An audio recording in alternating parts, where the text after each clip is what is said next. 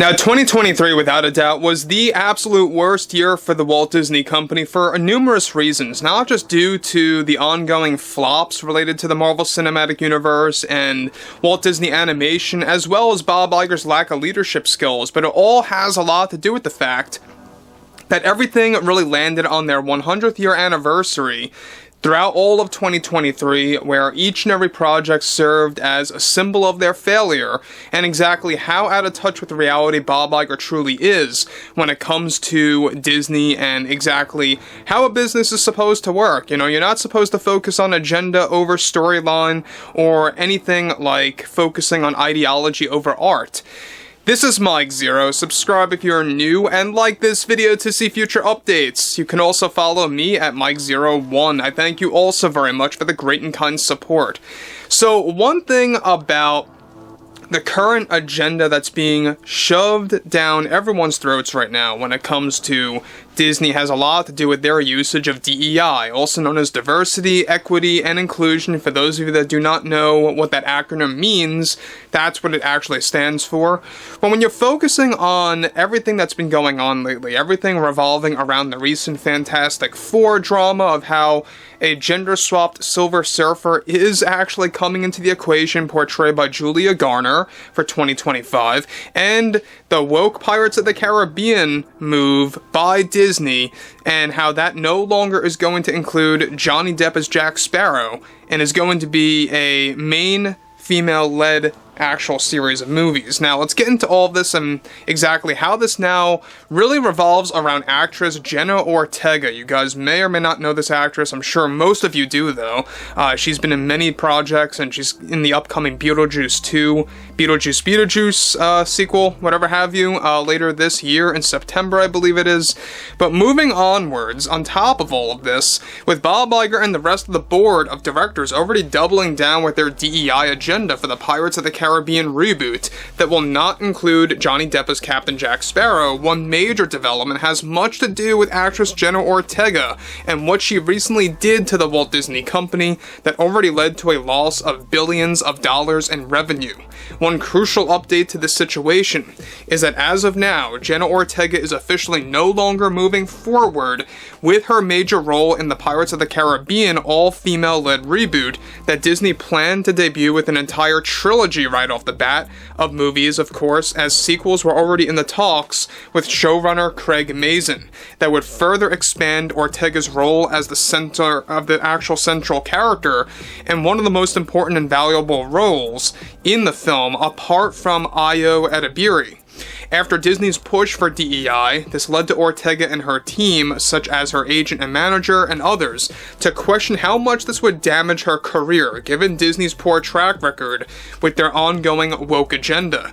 Already, Disney analysts got involved in a recent Disney emergency meeting that went over the current Walt Disney projects, we talked about that last week, by the way, that are either going through revisions and or are getting cancelled, and already they informed Iger and the board that the loss of Jenna Ortega led to a loss of billions of dollars in revenue worldwide for the plans of all three Pirates movies combined, since Disney's strategy was to use one of the it girls in Hollywood to boost their box office numbers.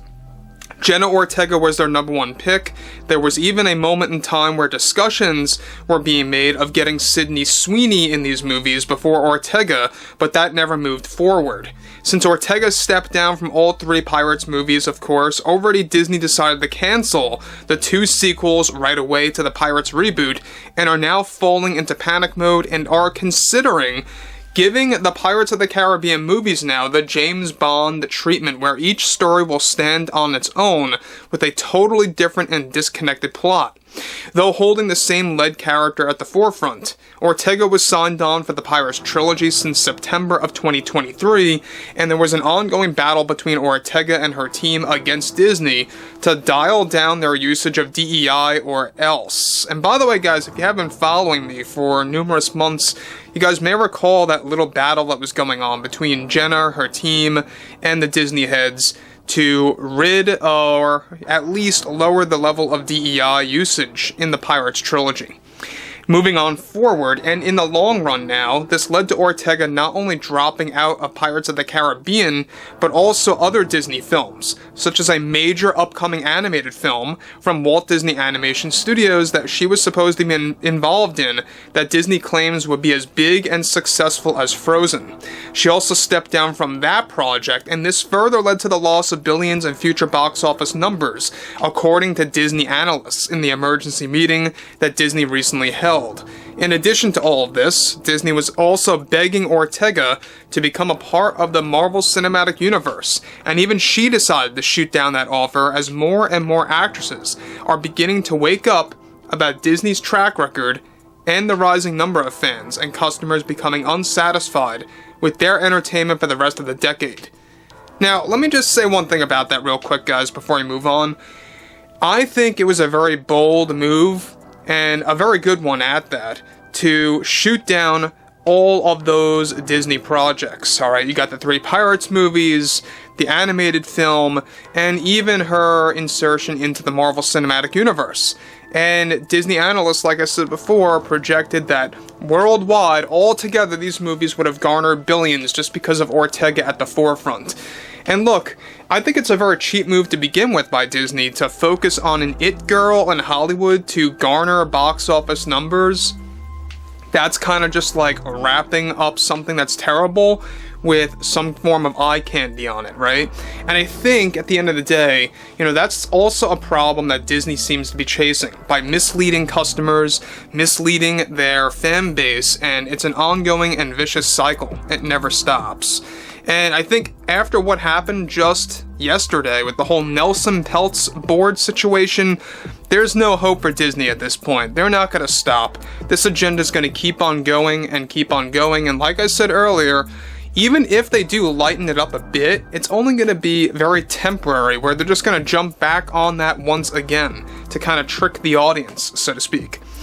Now, moving onwards, already Bob Iger is now in damage control and desperation mode behind the scenes on reworking their strategy for how multiple Pirates of the Caribbean films will work now without Ortega and only Ayo Edebiri. Alright, that's an actress, by the way, for those of you that don't know.